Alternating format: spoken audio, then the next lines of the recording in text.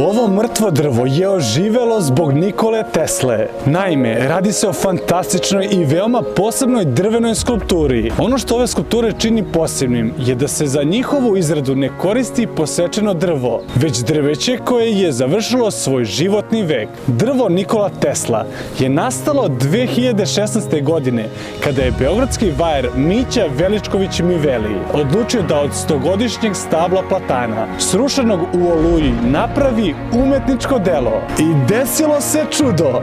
Drvo je oživelo. Iz osušenog starog platana sa likom Nikole Tesle počeli su da niču pupoljci, a potom i čitave grane pune zelenih listova. Drvena skulptura se nalazi u Sokobanji u prelepom parku pod nazivom Banjica. Ove godine se obeležava 80 godina od smrti Nikole Tesle. Međutim, on i dalje živi.